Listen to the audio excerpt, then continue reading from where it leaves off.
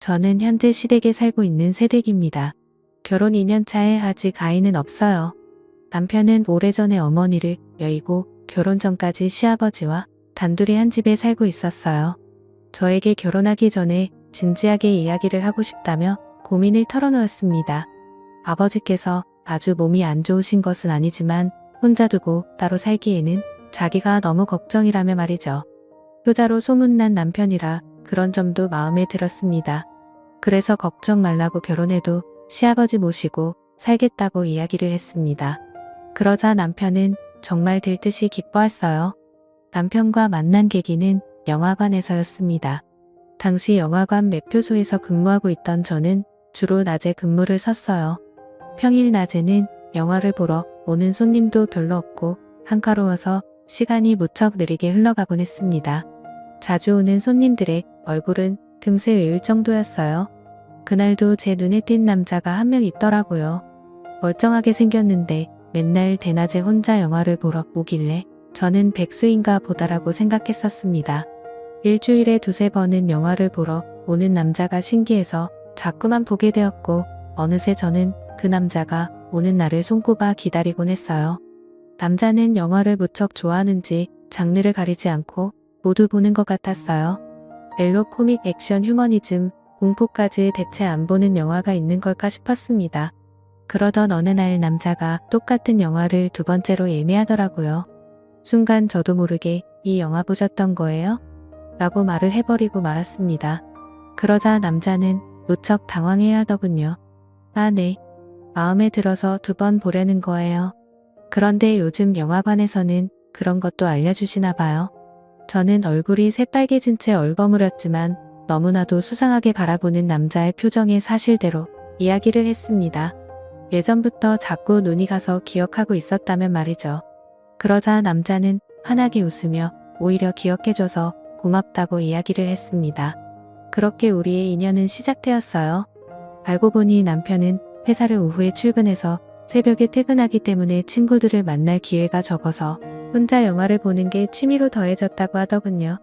그래서 매번 낮에 영화를 봤는데 그게 이렇게 저와의 인연을 만들어주게 될 줄은 꿈에도 몰랐다고 했어요. 저 역시 나 근무가 편해서 지원을 했던 건데 남편을 만나게 될 줄 알았을까요? 우리는 하늘이 점 찍어준 연인이라며 서로 기뻐했습니다. 그렇게 알콩달콩 사랑을 치워나가게 되었어요. 솔직히 사귀면서 아무런 우여곡절이 없었다는 거짓말이지. 남편의 오후 근무는 처음 만나게 해준 소중한 계기였지만 막상 사귀게 되니 참 불편한 점이 많았어요. 함께 무언가를 할 수 있는 시간이 애매하더군요. 근사한 레스토랑에서 저녁을 먹고 싶어도 그럴 수 없었습니다. 그렇다고 남편의 시간에 맞춰서 아침에 밥집을 가자니 문을 연 곳이 있을리 말로였어요.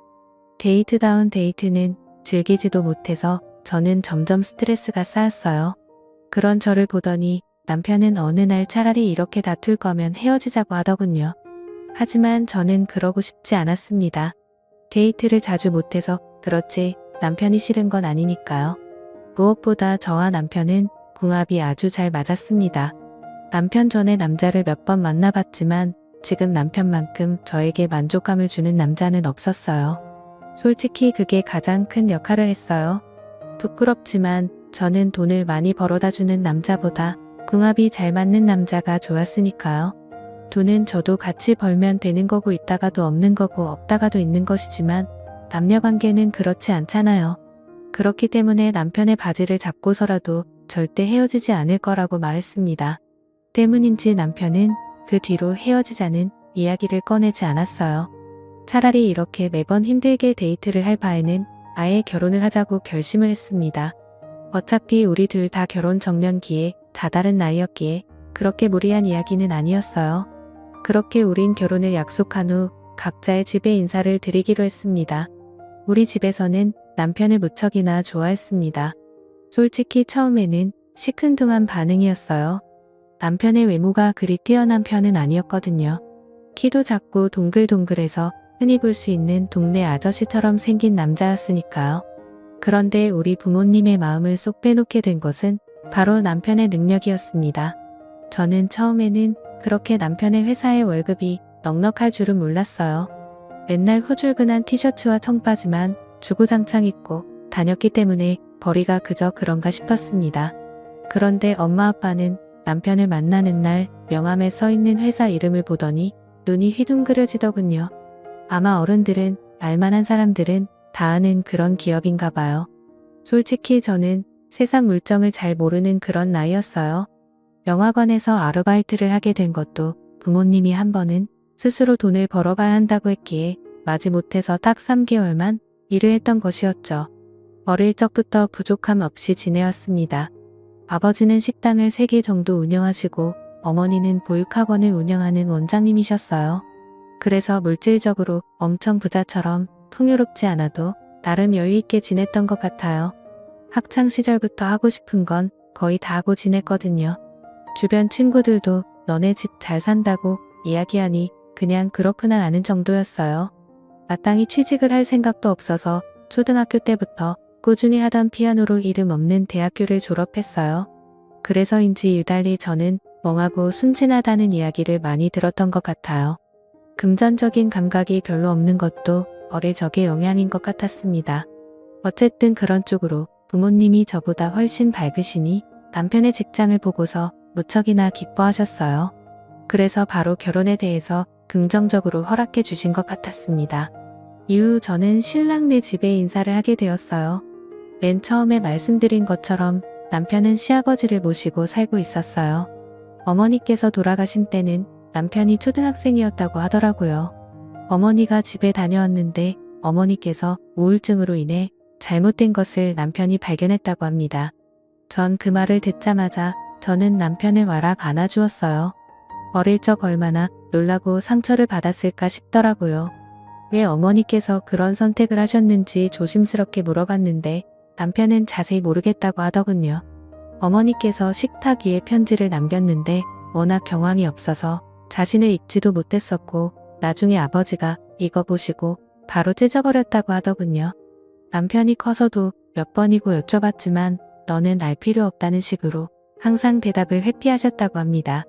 대신 저도 대체 무슨 일이었을까 궁금했지만 남편의 불행한 과거인데 넘어가려고 하면 상처일까봐 아무 말도 하지 않았습니다. 시아버지를 처음 뵙게 되었을 때 저는 깜짝 놀라고 말았어요. 솔직히 우리 남편은 키도 작고 통통해서 정말 평범하게 생겼거든요.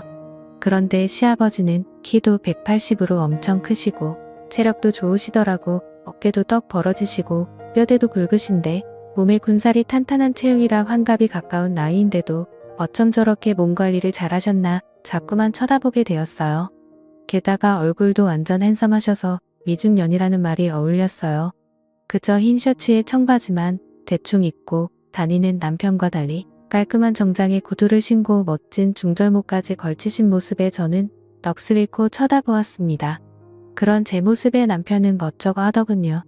어쩜 이렇게 아버님과 안 닮았냐고 물어보니 자기는 엄마를 닮아서 그렇다고 이야기를 해서 그렇구나 하고 이해를 했습니다.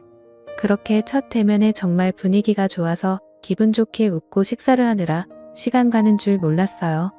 아버님께서 대화도 어쩜 그리 잘하시는지 농담도 재미있고 재치 있는 만담이 정말 즐거웠습니다. 그래서 남편에게 저는 솔직히 셋이 사는 거 걱정되었는데 이런 시아버지라면 전혀 문제없을 것 같다고 이야기했어요. 제 머릿속에는 고리타분하고 재미없는 노인네와 살면 어떡하지 하면서 걱정의 상상을 펼쳤는데 실제로 아버님을 만나고 나니 그런 고민 싹 사라졌답니다. 이렇게 재미있고 세련된 멋진 시아버지와 살게 된다면 딱히 힘든 점도 없을 것 같았어요. 게다가 아버님은 옛날 사람처럼 꽉 막힌 분이 아니어서 집안일을 많이 하신다고 하니 더욱 걱정은 덜어낼 수 있었어요. 그렇게 셋의 동거가 시작되었습니다. 셋이서 살게 되었을 때 처음에는 조금 어색하고 낯설었지만 점차 지내다 보니 익숙해지더라고요. 옷차림도 어떻게 해야 하나 걱정되어서 긴팔 긴 바지를 입거나 바닥까지 오는 롱스커트를 입었는데 남편도 시아버지도 편한 옷차림으로 지내서 저도 조금씩 편하게 입게 되었습니다. 신랑이 하루는 너무 짧은 것 아니냐고 하는데 남편도 시아버지도 반바지 입으면서 왜 나는 안 되냐고 물으니 별말을 못하겠는지 그냥 말더군요. 그렇게 옷차림도 어느 정도 정리가 되었고 집안일도 각자 배분하게 되었습니다. 저는 주로 요리와 설거지를 담당했고 남편은 청소와 분리수거를 도왔어요. 시아버지께서는 자신의 방은 자신이 치우신다며 본인의 방 청소를 맡아서 하셨습니다. 모든 게 아무 문제 없이 착착 흘러와서 신기했어요. 남들은 시댁과 함께 살게 되면 시집살이를 한다면서 너무 힘들어하는데 난 정작 혼자 살 때보다 더 편하다고 느껴졌거든요. 이렇게 착한 남편과 시아버지를 만나는 것도 하나의 복이구나 느꼈습니다. 그런데 모든 일이 순탄하게 흘러갔다면 이렇게 사연을 보내지도 않았겠죠. 결혼한 지 1년이 조금 넘었을 무렵 문제가 생겼어요. 바로 남편의 해외 발령이었어요. 남편이 다니고 있던 회사는 미국에 본사가 있고 우리나라는 한국 지사였거든요. 한국 지사에서 일을 하고 있는 남편은 성과를 인정받아서 미국 본사에 발령받아 출근하게 되었습니다. 남들이 들으면 정말 잘된 일이고 축하해야 할 만한 일이잖아요. 저도 처음엔 진심으로 축하를 해주었어요. 그런데 남편이 저에게 이상하다는 듯 자신과 같이 미국에 갈 건데 왜 아무런 준비를 하지 않냐고 하더군요. 그 말에 제가 더 당황했어요. 저는 여기에 부모님도 다 계시고 친구들도 있는데 굳이 남편의 일터에 따라가고 싶지 않았거든요. 미국이란 나라도 물론 가보면 좋겠죠. 그런데 단지 여행으로 가고 싶을 뿐 가서 살고 싶진 않았어요. 엄마 아빠도 없고 친구들도 없는 나라에서 오직 남편이 퇴근하기만을 기다리며 지내기 싫었어요. 상상만 해도 우울증이 올 것 같아서 절대 싫다고 저는 고집을 부렸습니다. 그러자 남편은 한숨을 쉬며 알겠다고 하더군요. 대신 아버지를 잘 모시고 지내달라고 했어요. 아무래도 미국에 3년 정도는 있어야 할 것 같다며 그 사이 종종 휴가 내고 한국에 오겠지만 그렇게 자주 오지는 못할 것 같다고 했어요. 1년에 2번 정도는 꼭 오기로 약속한 뒤에 남편은 미국으로 향했습니다. 처음에 시아버지와 단둘이 집에 있다는 사실이 조금 어색하긴 했어요. 대화를 나눠도 항상 남편이 가운데 있었는데 이젠 둘만 이야기를 나누려 하니 자꾸 말을 헛돌더군요. 그런데 저와 마찬가지로 시아버지도 많이 불편하셨는지 어느 날 저를 앉혀놓고 술을 먹자고 하시더군요. 한 번도 단둘이 술잔을 기울인 적이 없어서 이렇게 우리 둘이 남처럼 어색한 것이라며 소주 한잔하면서 서로 속 터놓고 이야기한 뒤 내일부터 편하게 아빠와 딸처럼 지내자고 하셨어요. 저도 시아버지 말에 동의를 하고 술을 마셨습니다. 이날에는 둘 다 별일이 없었어요. 정말 일반적인 시아버지와 며느리처럼 안주에 소주를 나눠 마신 뒤 이런저런 이야기를 하다가 잠에 들었으니까요. 다음 날부터 서로 편하게 대하자고 약속한 것처럼 시아버지는 정말 저를 편하게 대해주셨습니다. 저도 그런 시아버지의 배려가 싫지 않았어요. 문제는 바로 이 뒤부터였습니다. 부엌에서 식사 준비를 하고 있는데 시아버지께서 쓱 다가오시더니 간을 보자고 하셨어요. 대수롭지 않게 한 숟갈 들이니 맛보시고 아주 맛이 좋다며 우리 며느리 참 기특해라고 의견을 여쭤주셨습니다. 칭찬에 익숙해서 별다른 의식을 하지 못했는데 이게 바로 시작이었어요. 그 뒤로 시아버지께서는 칭찬을 할 때마다 미묘하게 스킨십을 하셨습니다. 처음에는 어깨 그 다음에 팔 허리 순으로 점점 나아갔어요.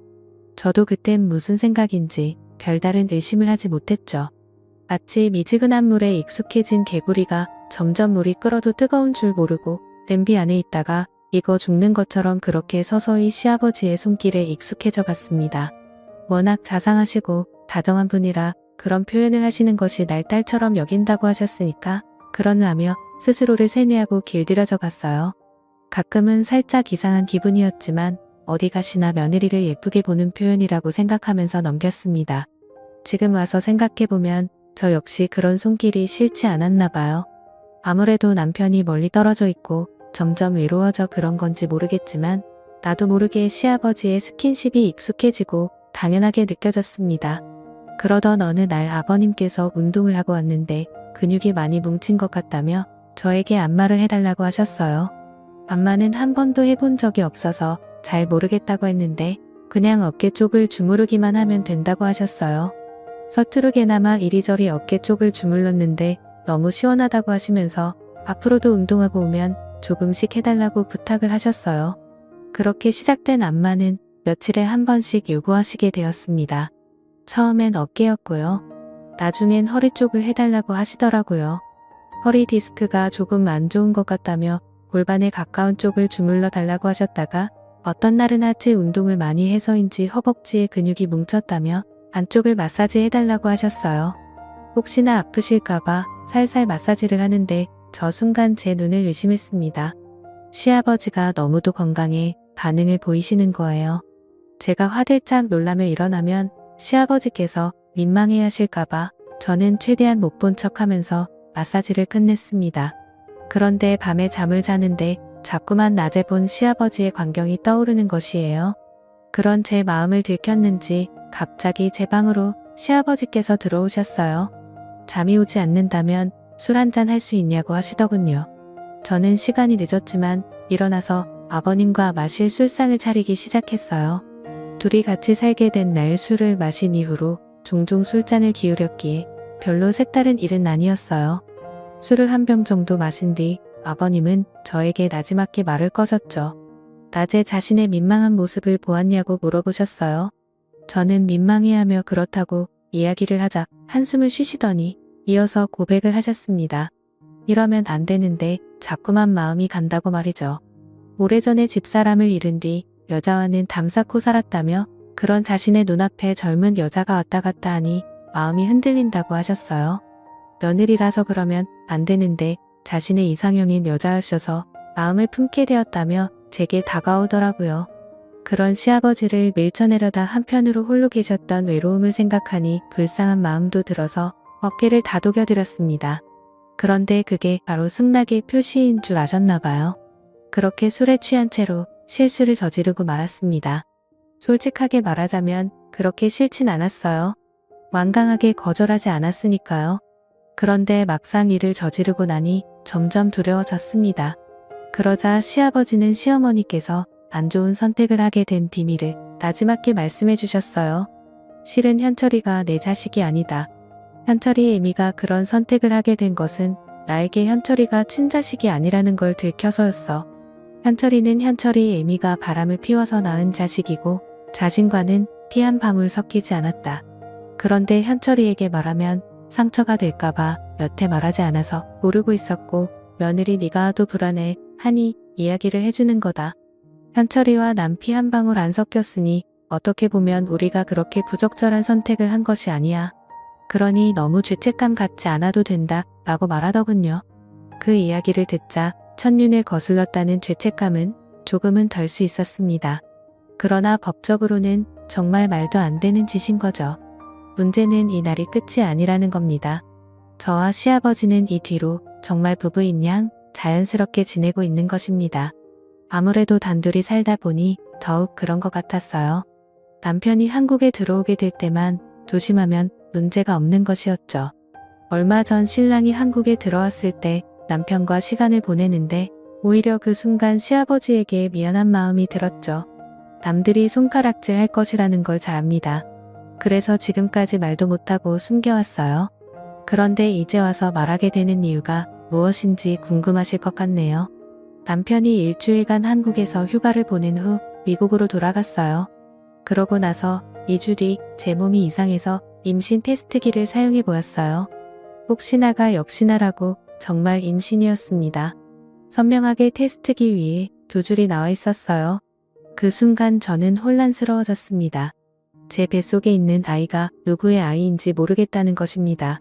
남편의 아이인지 시아버지의 아이인지 날짜를 정확히 모르니 잘 모르겠어요. 그래서 시아버지에게 이걸 털어놨더니 우리 둘이 입을 다물고 있으면 아무도 모를 거라고 하시더군요. 어차피 태어나기 전까지 유전자 검사도 하지 못하고 남편에게도 들키지 않으면 이대로 지내도 된다고 말이죠. 뱃속에 있는 애가 자신의 아들인지 손주인지는 아무런 상관이 없다고 말씀하시는데 저는 잘 모르겠어요. 내가 정말 아버님의 아이면 저는 어떻게 해야 할까요? 무엇보다 남편에게 모든 걸 사실대로 이야기해야 할까요? 착한 남편에게 상처를 주고 싶지 않습니다. 그렇다고 남편에게 아무런 이유도 없이 시아버지와 따로 살자고 인연을 끊자고 해도 듣지 않을 것 같아요. 대체 뭐가 문제냐고 우리만 입 다물고 살면 된다고 고민하지 말라며 시아버지는 저를 위로해주지만 저는 너무 혼란스럽네요. 현명한 조언 부탁드리겠습니다. 감사합니다.